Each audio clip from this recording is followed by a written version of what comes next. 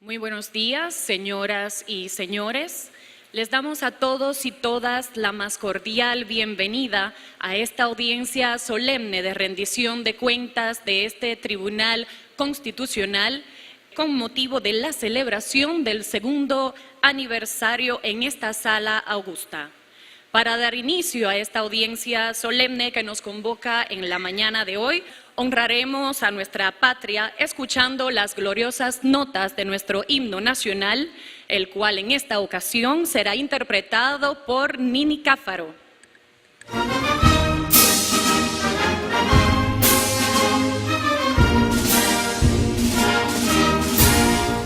Quisqueyanos valientes alcemos nuestro canto con viva emoción, y del mundo a la paz ostentemos nuestro invicto glorioso Jesús.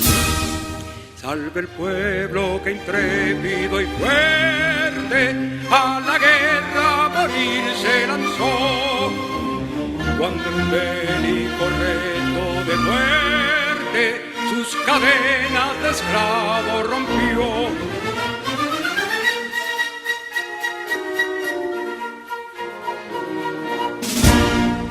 Ningún pueblo tan libre merece, si es esclavo indolente y servir, si en su pecho la llama no crece, que tembló el heroísmo vivir. Mas Quisqueya la insólita y brava, quien te altiva la frente alzará, que si fuere mil veces esclava, otras tantas en libres habrá. Muchísimas gracias por la interpretación de este himno nacional. Los invitamos a que puedan retomar sus asientos y de esta forma procederemos a recibir y a presentar al presidente del Tribunal Constitucional, el doctor Milton Ray Guevara, quien tendrá a su cargo la apertura formal de esta audiencia solemne de rendición de cuentas con motivo del segundo aniversario del Tribunal Constitucional. Con todos ustedes, el doctor Milton Ray Guevara. Muy buenos días a todas y todos.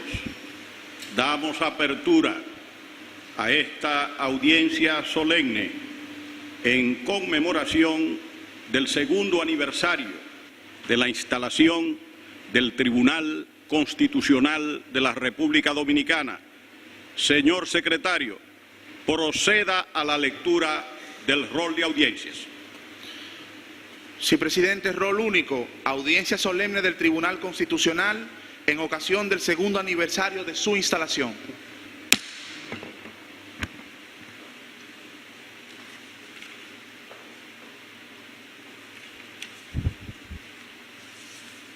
Excelentísima señora Presidenta de la República en funciones y Vicepresidenta de la República, doctora Margarita Cedeño de Fernández.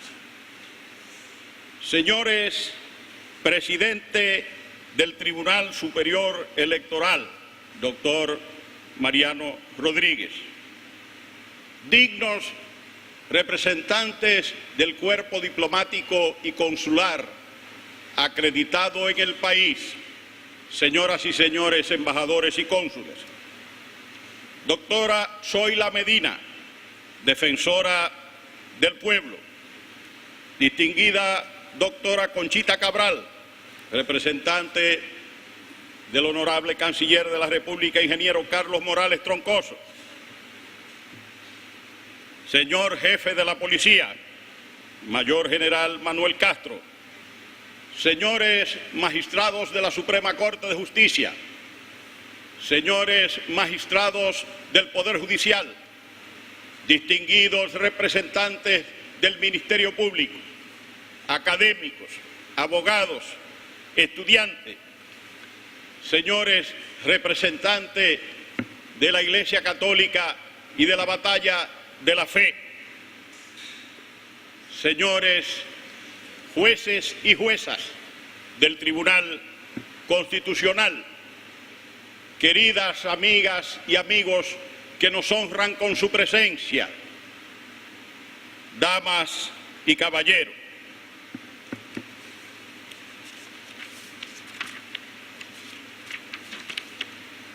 en esta segunda rendición de cuentas del Tribunal Constitucional no haremos mención de las cuestiones administrativas e institucionales, reservando para la presentación de la memoria 2013 el abordaje pormenorizado de las mismas.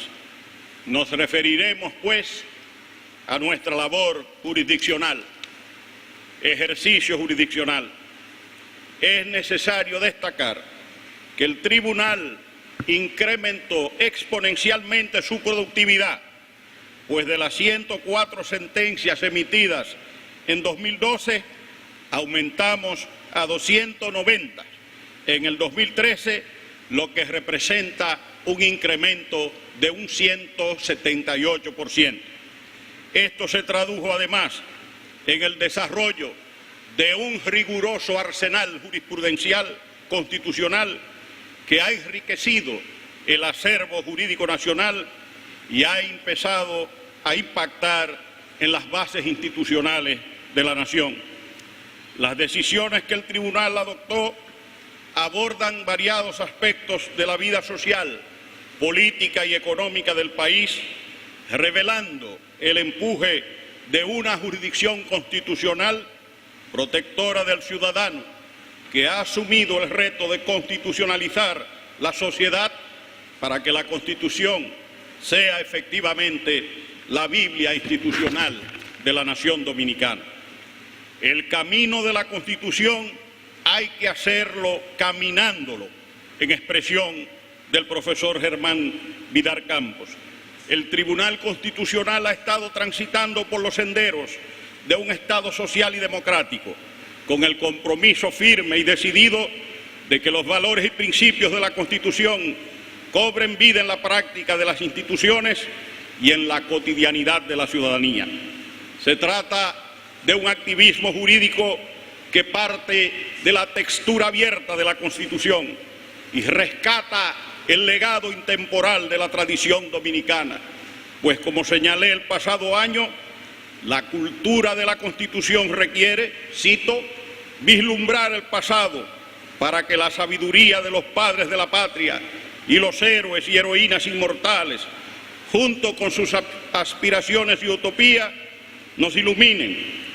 Desarrollar el presente a partir de las necesidades prioritarias de la ciudadanía para efectivizar la función esencial del Estado, que es garantizar la protección efectiva de los derechos de la persona y trazar la ruta hacia el futuro para asegurar la indisoluble unidad de la nación, patria común de todas las dominicanas y dominicanos. Los integrantes del Tribunal Constitucional estamos conscientes de que en un Estado social y democrático de derecho existe una pluralidad de intereses en tensión que necesariamente ha de encontrar eco en las decisiones jurisdiccionales. Por ello, es imposible que las sentencias del tribunal satisfagan plenamente a todos los contendientes y la sociedad en general. Ello explica por qué, desde sus primeras decisiones, el Tribunal Constitucional se ha revelado como organización ideológicamente plural, en la que las opiniones jurídicas divergentes encuentran espacios institucionales para expresarse legítimamente. Los votos disidentes y salvados que acompañan a importantes decisiones son una muestra del fiel compromiso que el Tribunal Constitucional asume en la búsqueda de ser un espacio ciudadano que refleje la diversidad de valores y principios que convergen en una sociedad abierta. Eso se ha logrado con gran armonía interna. Pasados los debates, a veces muy fuertes, Tras la votación, todo vuelve a la normalidad, en fraternal convivencia, sin ningún tipo de malquerencias personales. Desde siempre he sido partidario de la crítica respetuosa y responsable de las decisiones jurisdiccionales como un mecanismo legítimo de control ciudadano que coadyuva al fortalecimiento del poder jurisdiccional, pues en una sociedad democrática todos los poderes públicos y el Tribunal Constitucional no es la excepción, están expuestos al escrutinio público.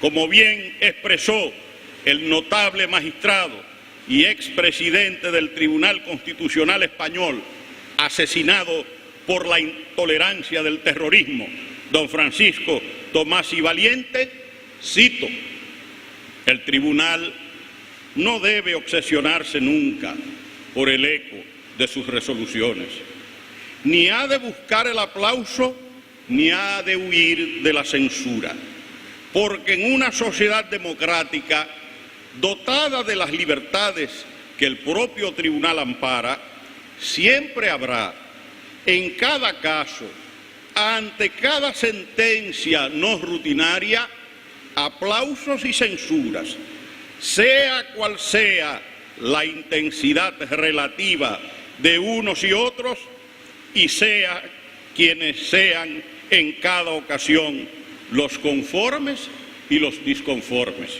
Termina la cita. Agregamos: las decisiones no son tomadas para que participen en un concurso de popularidad, ni tampoco con la intención de perjudicar, molestar o mortificar a personas o grupos.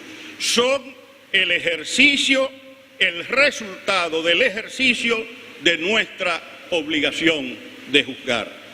Lo que no es aceptable para ningún tribunal constitucional es que se pretenda enervar su autoridad queriendo desconocer la fuerza vinculante de sus decisiones. La ejecución de las sentencias del Tribunal Constitucional en sus propios términos constituye una garantía institucional que se sustenta, además del principio de fuerza vinculante, en otros dos principios fundamentales. Primero, la separación de poderes, que desde siempre ha moldeado el diseño institucional del Gobierno de la República Dominicana. Y segundo, la jurisdiccionalización de la fase de ejecución, de manera que la ejecución de los juzgados constituye una parte fundamental del poder jurisdiccional que instaura la Constitución y de la tutela judicial efectiva, como bien señalamos en la sentencia TC 110-13. Cabe precisar que las acciones o decisiones de los poderes públicos, instituciones o personas que desconozcan la fuerza vinculante de las decisiones del Tribunal Constitucional supondrían una subversión al orden constitucional en los términos establecidos en el artículo 73 de la Constitución, y en cuanto tal serían nulos de pleno derecho. Ese artículo es en expresión del jurista Pedro Balbuena Batista en su comentario de la Constitución comentada de la FINJUS, cito: consecuencia del principio de separación de poderes del Estado, toda vez que está destinado a lograr una distribución de competencias y potestades entre los diversos órganos, en aras de garantizar el funcionamiento institucional del Estado.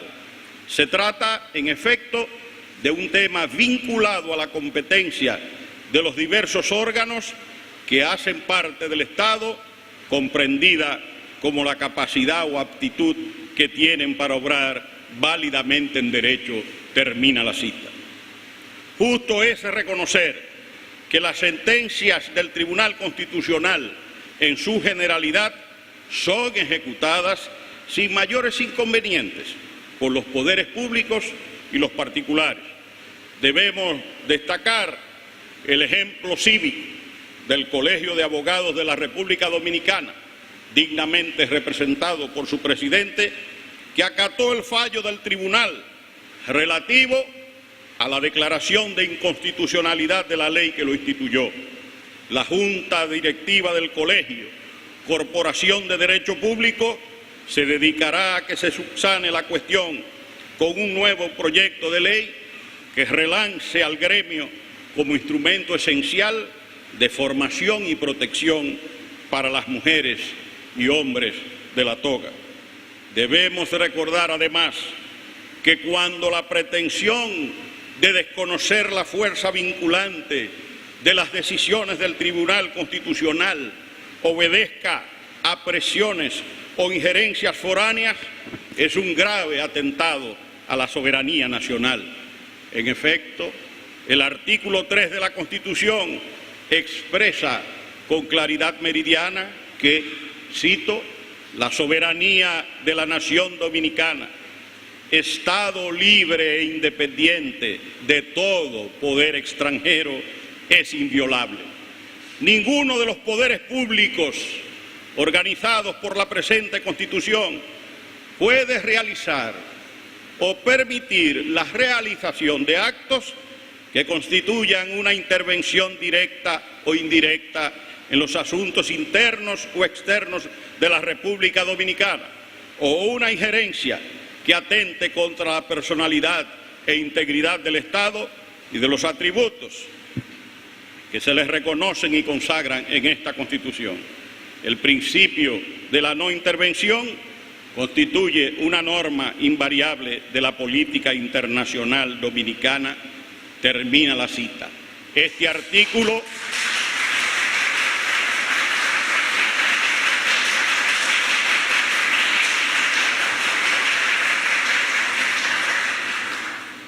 artículo se inspira directamente del que redactó Juan Pablo Duarte en su proyecto de Constitución. El principio de no intervención y el de autodeterminación son propios del derecho internacional público americano, cuyos forjadores fueron los ilustres juristas Juan Bautista Alberdi y Alejandro Álvarez. ¿Qué son los precedentes vinculantes? Hemos sostenido que la asignación de carácter de precedente vinculante a las decisiones del Tribunal Constitucional replantea el papel de la jurisprudencia constitucional como fuente de derecho. Estas decisiones vienen a constituir lo que el profesor Dominique Rousseau del Panteón Sorbonne ha denominado una carta jurisprudencial de derechos y libertades, porque la lista de estos no se cierra cuando los constituyentes han terminado de redactar la Constitución.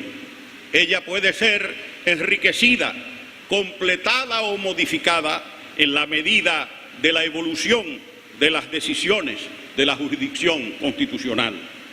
Alexander Hamilton, en el Federalista número 78, expresó, cito, para evitar una decisión arbitraria de los tribunales es indispensable que estén obligados por reglas estrictas y precedentes que sirvan para definir y señalar su tarea en cada caso particular que le fuera planteado. Termina la cita.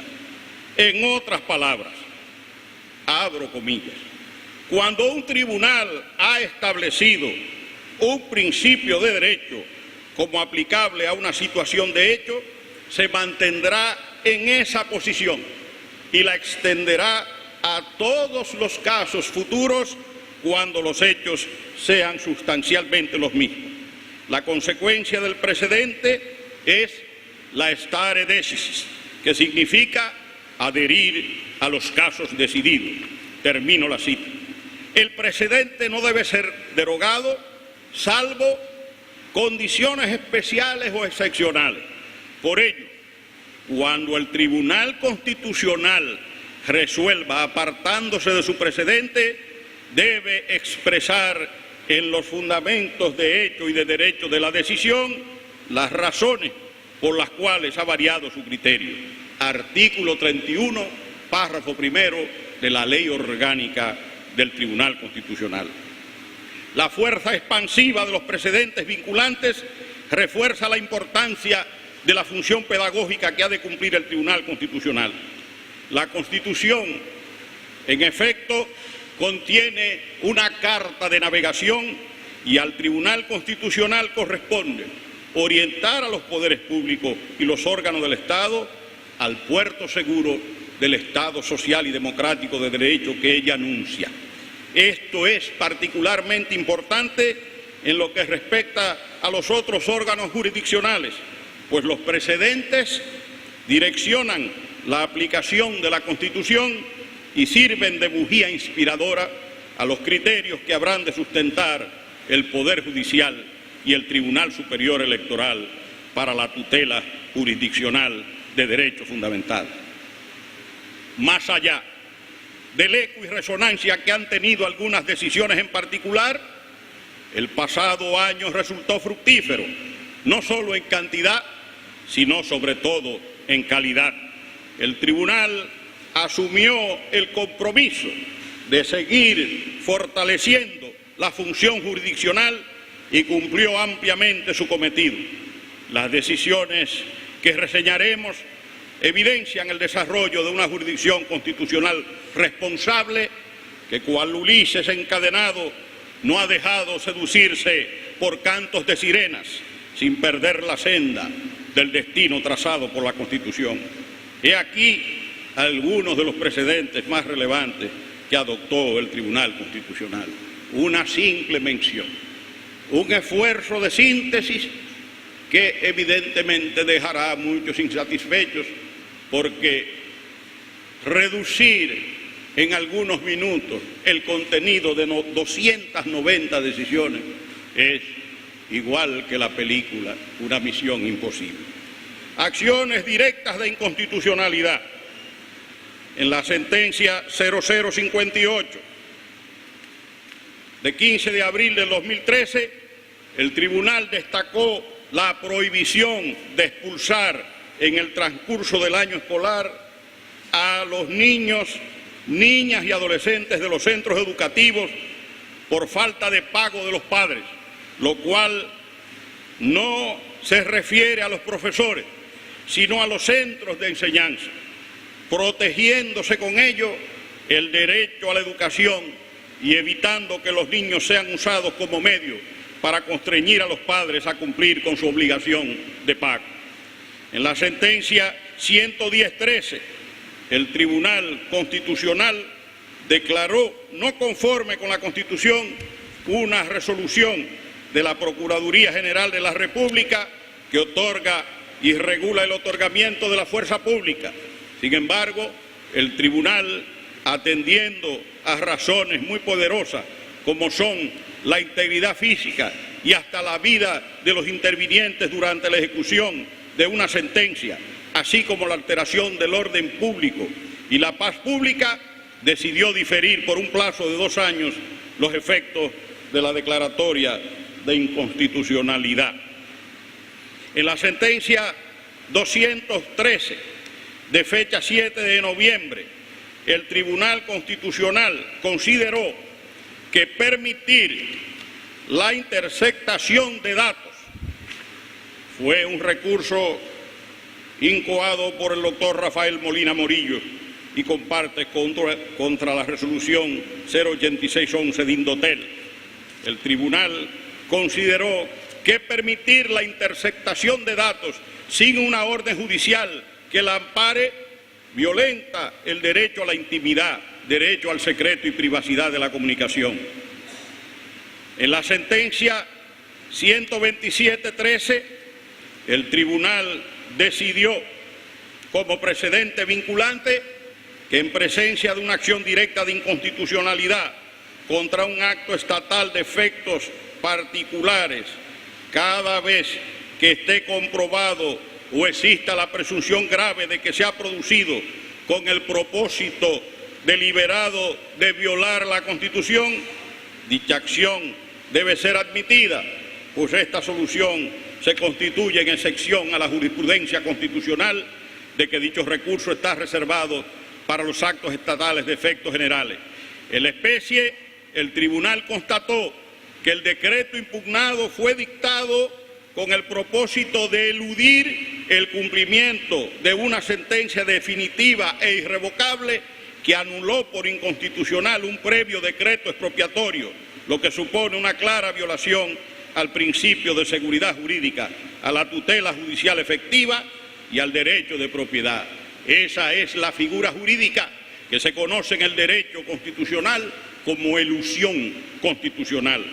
En la sentencia TC 119-13 del 12 de septiembre de 2013, el Tribunal Constitucional constata que la realidad social en materia de participación política a lo largo de la historia jurídica dominicana ha afectado la participación de la mujer y, en consecuencia, la cuota mínima de candidatura femenina en la nominación de los partidos políticos constituye una de las medidas jurídicas implementadas por el Estado tendentes a equiparar real y efectivamente la participación femenina en todas las esferas del campo político dominicano, de modo que se trata, pues, de una discriminación positiva que tiene su fundamento en el artículo 39.5 de la Constitución. Sentencia 161-13, en la misma se consideró que una resolución dictada por el Consejo Directivo del Instituto Dominicano de Telecomunicaciones Indotel es inconstitucional, porque al prever un cargo generalizado que se aplicará por igual a todos los usuarios de la telefonía, tanto móvil como fija, y sin importar que hagan uso o no del servicio de portabilidad, coloca a los usuarios en la obligación de realizar un pago por un servicio que no están recibiendo o no han decidido utilizar. El tribunal adoptó una sentencia integradora o aditiva para restringir el cobro a los usuarios que opten por el servicio de portabilidad numérica y, adicionalmente, moduló los efectos temporales de la decisión para procurar la restitución de los valores sufragados por aquellos usuarios a quienes se les aplicó el cargo sin haber optado por la portabilidad. En la sentencia 163-13, el Tribunal Constitucional determinó que la exigencia del artículo 112 del Código Procesal Penal de matriculación obligatoria en el Colegio de Abogados para el ejercicio de la función de defensor no controvierte el derecho fundamental a la libertad de asociación establecido en el artículo 47 de la Constitución, puesto que el Colegio de Abogados de la República Dominicana tiene una función pública y que las normas imperativas de derecho público que obligan a los individuos a asociarse en colegios profesionales es válida y no puede considerarse contraria a la libertad de asociación que dispone el texto constitucional cuando los referidos colegios cumplen fines que trascienden el interés privado. Sentencia 266-3 sobre el desarrollo del mercado hipotecario y el fideicomiso en la República Dominicana.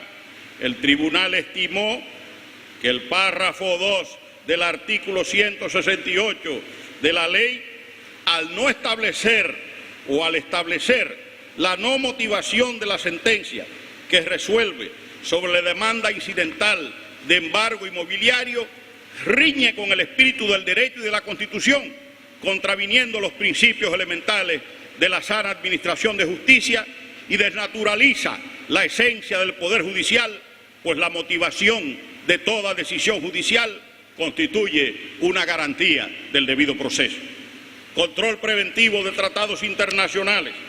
En la sentencia 139 del 22 de agosto de 2013, el tribunal señaló, a propósito de un acuerdo entre las Naciones Unidas y el gobierno de la República Dominicana sobre medidas para acelerar la importación, la exportación y el tránsito de los envíos de socorro en caso de desastre y emergencia, el tribunal estableció como precedente vinculante general que las disposiciones de los acuerdos sometidos a control deben estar enmarcadas dentro de los principios de soberanía, legalidad, integridad territorial y no intervención, consagradas como normas fundamentales en la Constitución, por lo que el juicio de compatibilidad del control preventivo procura impedir que el Estado se haga compromisario de obligaciones y deberes en el ámbito internacional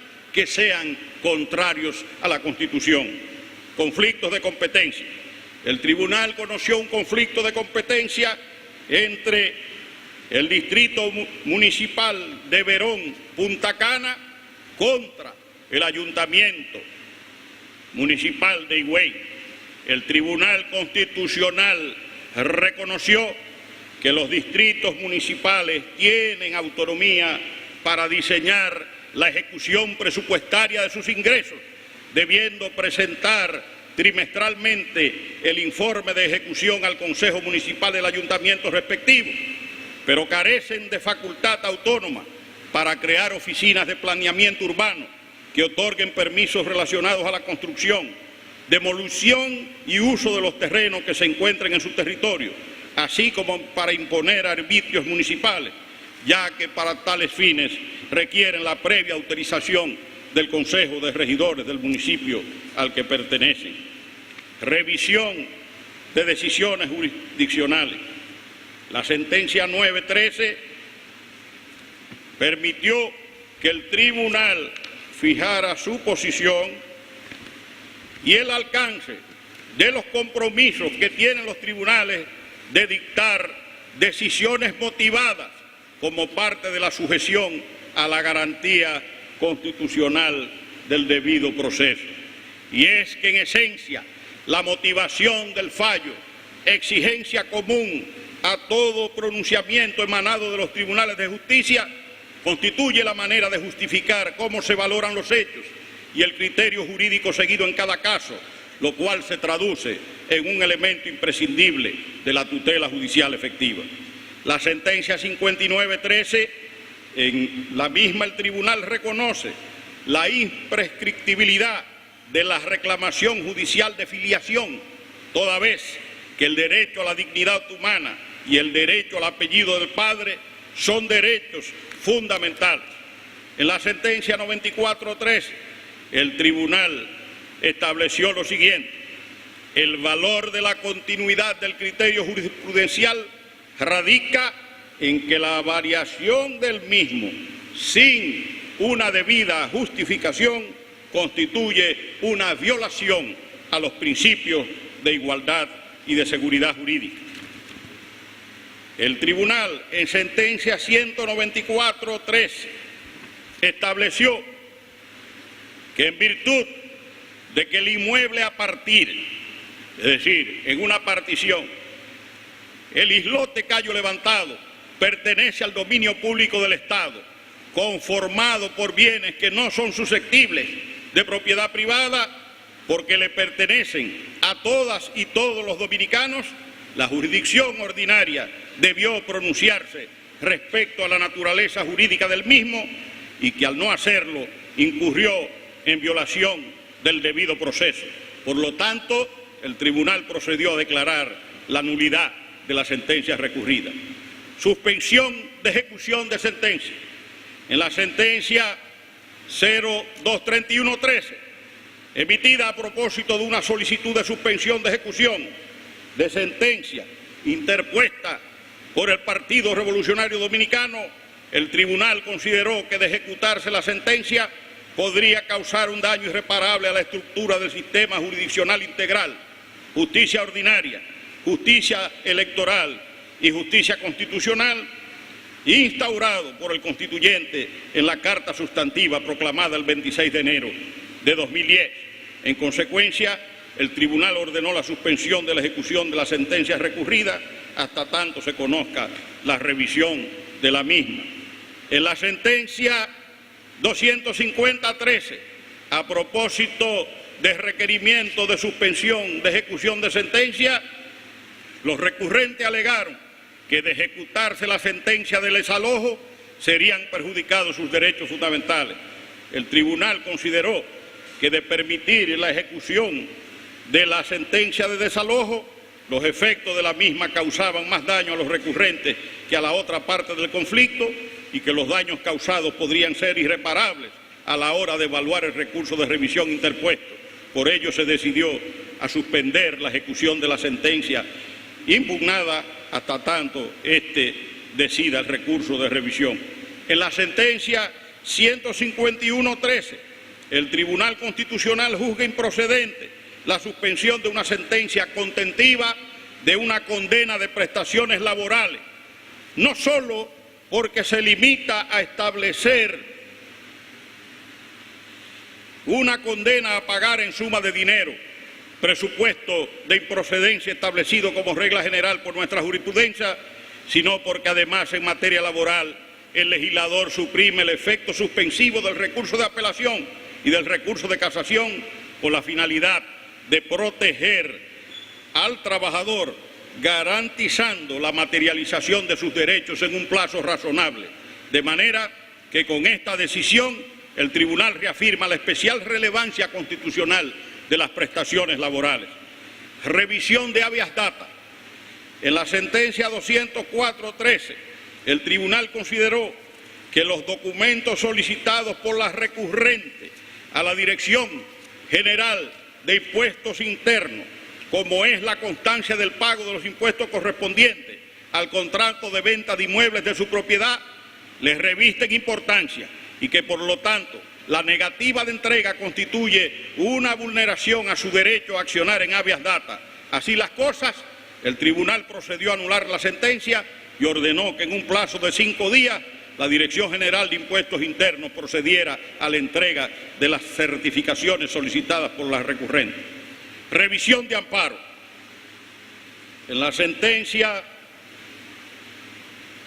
27 del 13, frente a una acción de amparo interpuesta por un ciudadano a fin de obtener el retiro de una ficha sin que éste tuviera un expediente en su contra, el tribunal advierte que aún tratándose de un condenado a penas privativas de libertad, no puede ser mantenido soportando de por vida el fardo de antecedentes penales destacados en registro de acceso público, lo que constituye un serio obstáculo para el ejercicio de importantes prerrogativas ciudadanas, en especial el derecho a no ser discriminado, pudiendo en determinados casos generar daños irreparables.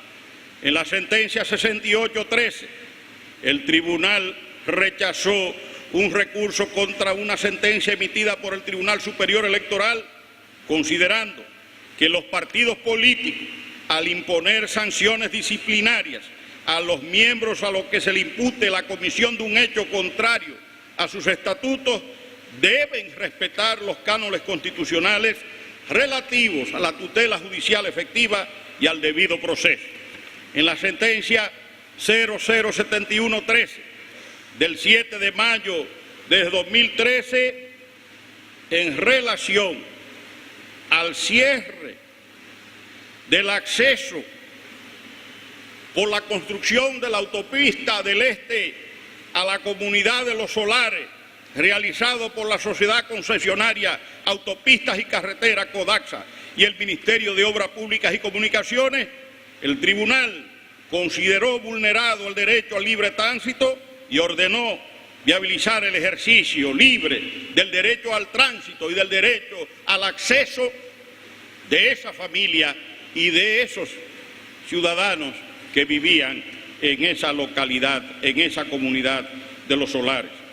En sentencia 109-13, el Tribunal Constitucional reiteró el criterio de la retención o incautación por parte del Ministerio Público de un arma de fuego ante la existencia de hechos relacionados con violencia intrafamiliar y en defensa del interés superior del niño, en tanto exista un proceso penal abierto contra la persona afectada por la incautación que se dedicaba a amenazar a su mujer y a su hijo. El tribunal se refirió al carácter provisional de la retención hasta tanto culmina el proceso penal, ya que dependiendo del resultado del mismo, entonces se levantaría de incautación en caso de descargo o extinción de la acción o se tornaría en definitiva en caso de condena. La sentencia 203 del 2013, en este recurso se alegó la vulneración al derecho de la igualdad, a la protección de las personas de la tercera edad y con discapacidad y a la seguridad social. El tribunal ordenó la revocación de una sentencia que dejaba absolutamente desamparado a un discapacitado envejeciente, el señor Juan Presbiterio Meli. Ordenó el tribunal la revocación de la sentencia y dispuso a los órganos competentes la compensación y pago correspondiente a la pensión por discapacidad en favor del impetrante. En la sentencia 205 del 13, el tribunal, frente a un recurso de revisión en materia de amparo incoado por el Ministerio de Hacienda, recordó que el derecho de propiedad no es absoluto y reconoció la potestad expropiatoria de la administración, pero que para que la expropiación pueda perfeccionarse requiere se cumplan los mandatos constitucionales. La familia Carmona llevaba 21 años expropiada. Por consiguiente, el tribunal procedió a rechazar el recurso del Ministerio de Hacienda y confirmó la sentencia.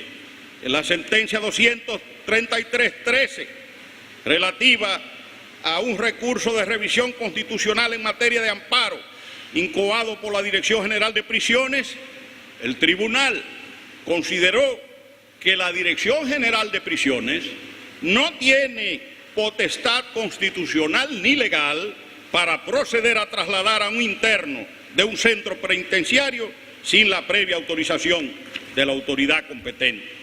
En la sentencia 237, relativa a la conculcación del derecho de propiedad y la dignidad humana, el tribunal consideró que el Ministerio de Interior y Policía actuó correctamente al revocar la licencia al recurrente, toda vez que éste sufrió condena penal relacionada con sustancias controladas en el extranjero y conforme a la legislación nacional se constituye en un impedimento legal que lo descalifica para que se le beneficie con el otorgamiento de licencia para tener o portar armas de fuego. Por lo tanto, el tribunal procedió a rechazar el recurso y a ratificar la sentencia en favor del Ministerio de Interior y Policía. Llego ahora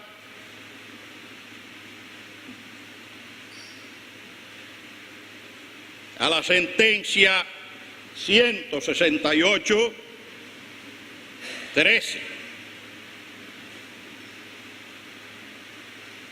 Una sentencia muy comentada y poco leída. Esta sentencia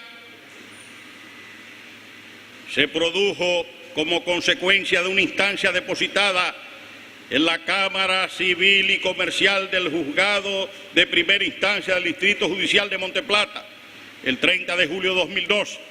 Dicho recurso fue recibido en la Secretaría del Tribunal Constitucional el 4 de septiembre de 2012.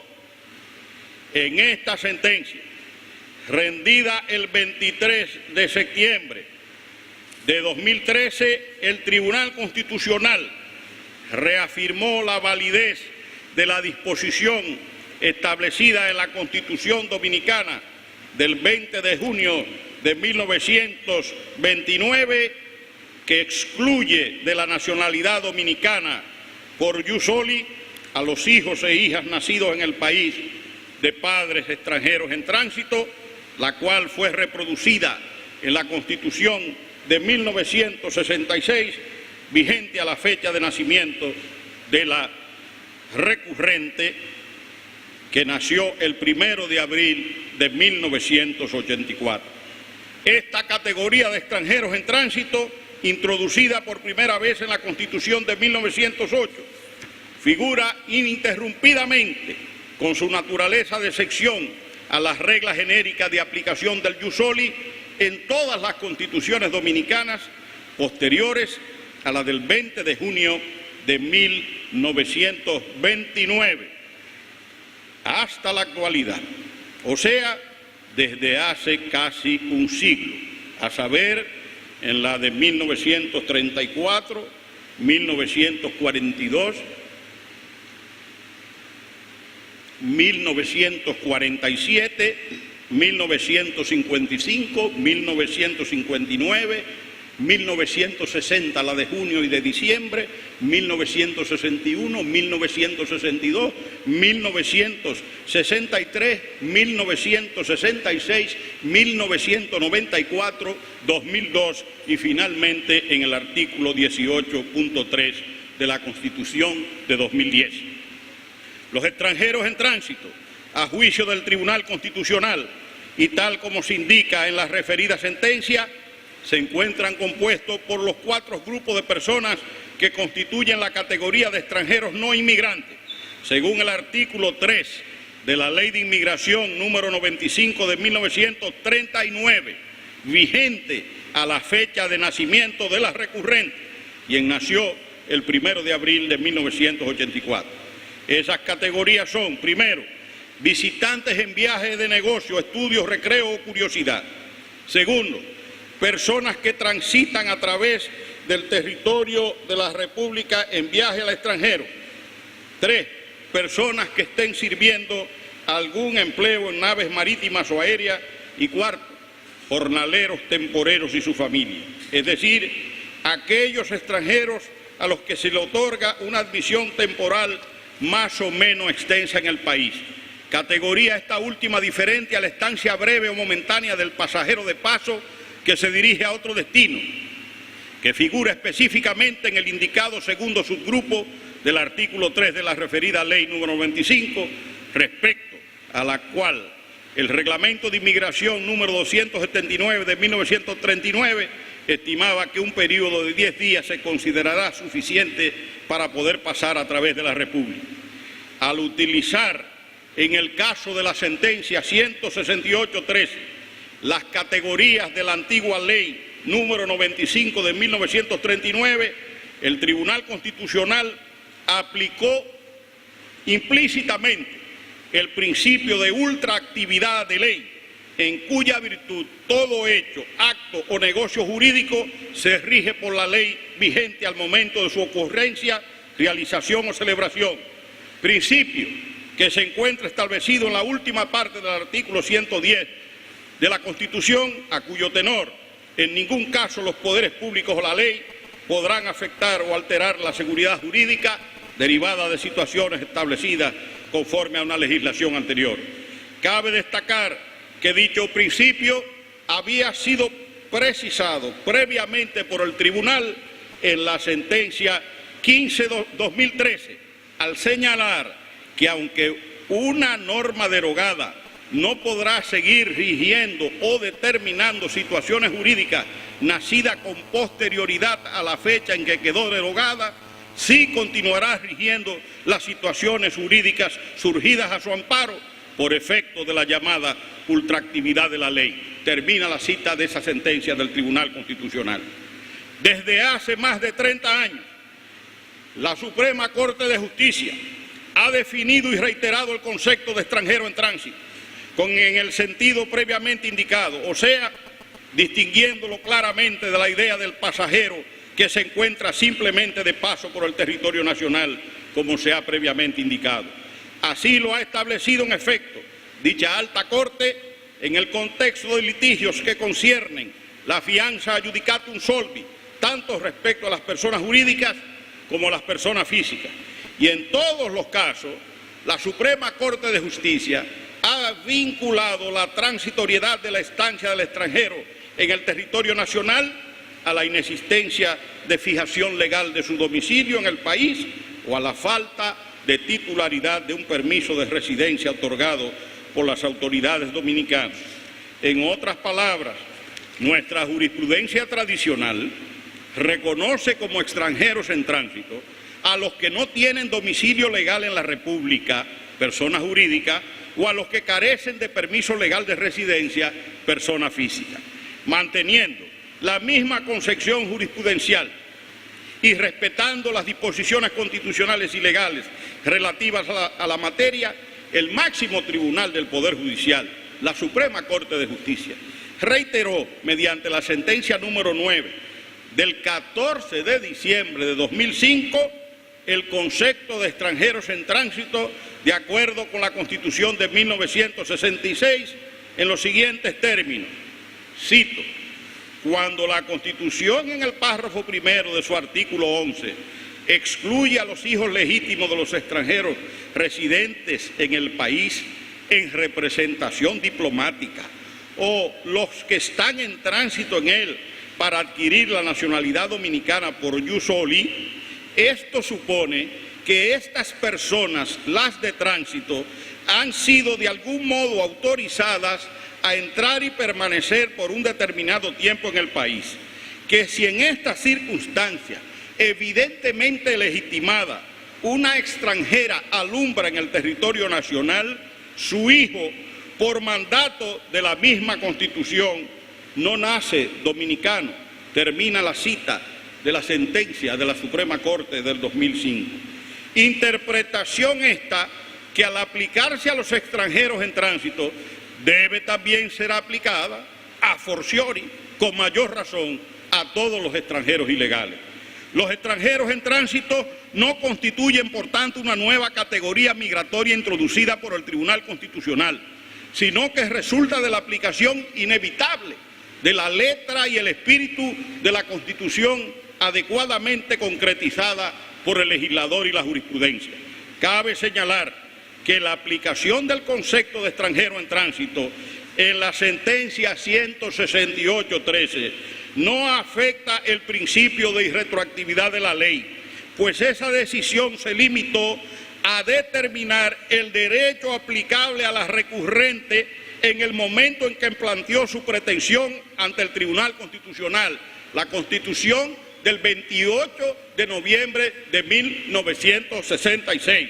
En ese orden de ideas, al disponer esa sentencia que dicha recurrente no tiene derecho a la nacionalidad dominicana, no hizo más que juzgar su situación dentro del marco jurídico vigente a la fecha de su nacimiento, el 1 de abril de 1984, o sea, la Constitución del 28 de noviembre de 1966 y las leyes migratorias en vigor entonces, entre las que se encuentra la mencionada Ley de Inmigración número 95 de 1939 y su reglamento de aplicación número 27. En ese sentido, no se puede hablar en el caso de retroactividad de ningún instrumento normativo, pues al evaluar la situación jurídica que afecta a la pretensión del accionante, conforme al marco constitucional y legal en vigor en aquel entonces, 1984, el Tribunal Constitucional se limitó a comprobar un simple hecho, que la recurrente nunca ha sido dominicana. La declaración de esa circunstancia no constituye una situación nueva, por lo que no procede aquí invocar en modo alguno la aplicación retroactiva de la ley. En este caso, el Tribunal Constitucional advirtió asimismo, con argumentos similares a los utilizados por la prestigiosa Corte Constitucional de Colombia, que la posible existencia de un error de las autoridades administrativas, abro comillas, no es una razón constitucionalmente admisible para ordenar la expedición de la cédula de ciudadanía reclamada y de paso conceder la nacionalidad, termino la cita de la Corte Constitucional de Colombia. Esto implica que no se puede invocar la existencia de derechos fundamentales al amparo de una actuación administrativa errónea, aunque aquella tendiera a configurar la apariencia de un buen derecho, pues el Tribunal Constitucional no puede tutelar derechos inexistentes, ni su función garantista puede ser puesta al servicio de la subsanación de actuaciones jurídicas inconstitucionales, por mucho que éstas hayan permanecido en el tiempo, pues la nulidad constitucional no prescribe nunca. Lo anterior es consecuencia del principio de inconvalidabilidad establecido en el artículo 7.7 de la Ley Orgánica del Tribunal, según el cual, cito, la infracción a los valores, principios y reglas constitucionales está sancionada con la nulidad y se prohíbe su subsanación o convalidación. Es por ello que en el ordenamiento jurídico dominicano la seguridad jurídica ni el principio de favorabilidad pueden ser invocados válidamente para subsanar un acto inconstitucional. Un acto declarado nulo en un proceso de amparo no puede conservar ningún efecto jurídico. La nulidad constitucional es absoluta e insubsanable y como el acto es nulo desde su nacimiento, no puede producir ningún efecto válido ni tampoco puede reconocersele eficacia jurídica alguna. Queremos dejar constancia de que las medidas dispuestas en la sentencia en aplicación del principio constitucional de la favorabilidad, o sea, la elaboración del Plan Nacional de Regularización de Extranjeros Ilegales Radicados en el país, contribuye a la regulación del estatus migratorio de todos aquellos extranjeros que en circunstancias análogas se encuentran actualmente en total desamparo legal, puesto que tendrán la oportunidad de insertarse en la vida económica, social y jurídica de la República Dominicana con todas las garantías propias de un Estado social y democrático de derecho. Creo que todos ustedes han oído mencionar, han escuchado mencionar a ese gran músico dominicano, maestro de la salsa, Johnny Pacheco, el maestro Johnny Pacheco, nacido en Santiago de los Caballeros. Hace algunos años, en razón de la pérdida de sus documentos, de su acta de nacimiento y los documentos de identidad, tuvo que buscar 7 testigos y redactar un acta de notoriedad para demostrar que él era dominicano. De manera que no puede haber ni injusticias ni privilegios en la aplicación de la ley. Este precedente fue ratificado en la sentencia 168, en la sentencia 275-13 y 290-13 de los días 26 y 30 de diciembre de 2013, respectivamente. Quiero decir algunas palabras, breves, por supuesto, relativas al aporte significativo que ha hecho el Tribunal Constitucional para la protección de los derechos fundamentales, al seguir profundizando en el 2013 el desarrollo de la acción de amparo como una vía efectiva para la protección de los derechos fundamentales. Esa es una realidad concreta. Primero, número 1, la acción de amparo, dice el Tribunal Constitucional, no solo se refiere a actuaciones, sino también a omisiones. El proceso debe instruirse con sensibilidad y proactividad. 2, si la violación de derechos fundamentales es continua, el plazo para interponer la acción no prescribe. 3, la acción de amparo no es la vía cuando no se ha demostrado una violación flagrante o grosera de derechos fundamentales. 4, no corresponde al juez de amparo conocer de asuntos que competan a la jurisdicción ordinaria. 5, la inadmisibilidad de la acción de amparo es la excepción. Si existe un proceso de menor o igual efectividad, el agraviado tiene la opción de escoger entre las dos vías. 6, para inadmitir el amparo por la existencia de otra vía efectiva, el juez deberá indicarla precisando las razones por las cuales considera que es idónea.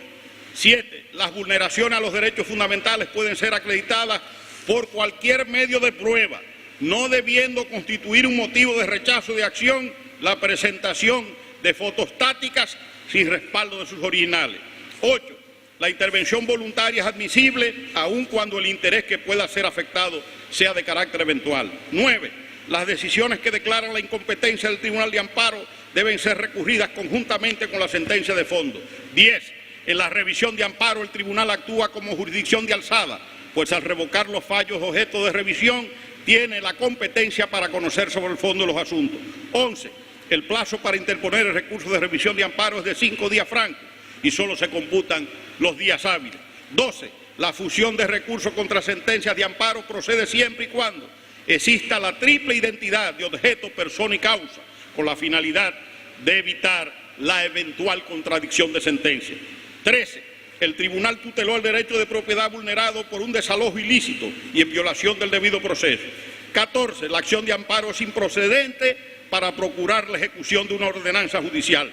Tampoco procede el amparo de cumplimiento para garantizar la ejecución de la sentencia.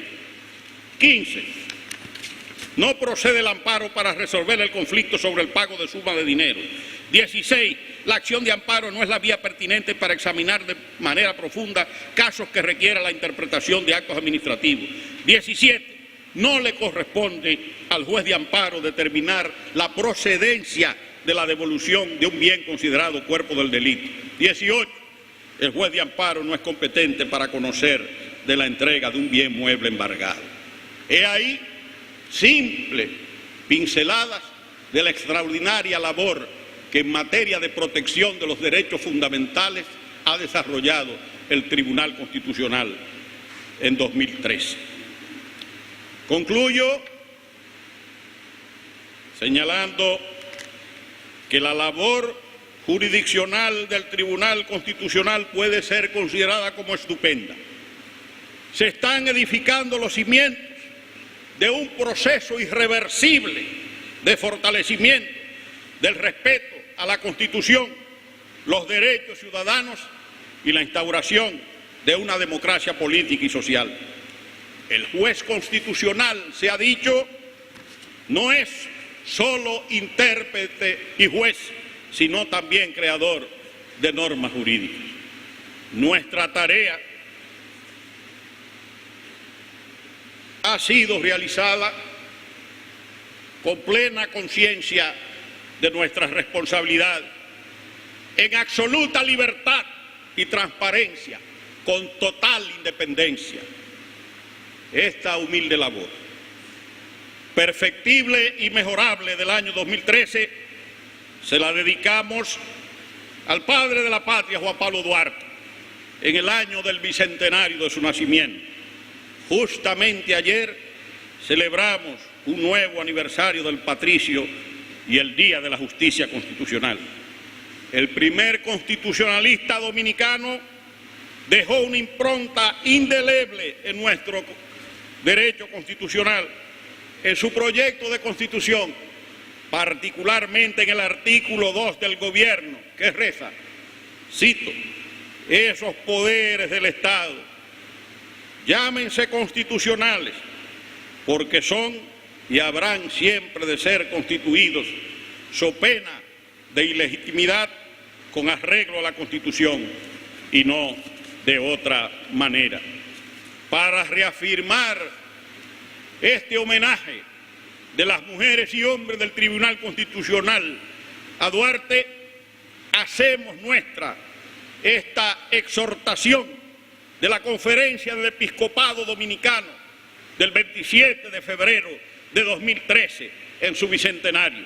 Cito, caminemos por las huellas del fundador de la patria, esforcémonos todos en pisar las huellas de nuestro fundador, viviendo según los valores cívicos vividos y defendidos por él, como son el orgullo de ser dominicano, la lucha por mantener la independencia de la República aunque cueste la vida, el servicio a la patria con alma, vida y corazón, la actitud democrática, la defensa y el cumplimiento de la ley y el constante esfuerzo por la conquista del bien común. Termina la cita porque agregamos, Duarte es patria, Duarte es nación, Duarte es República Dominicana. ¡Viva la República Dominicana! Muchas gracias.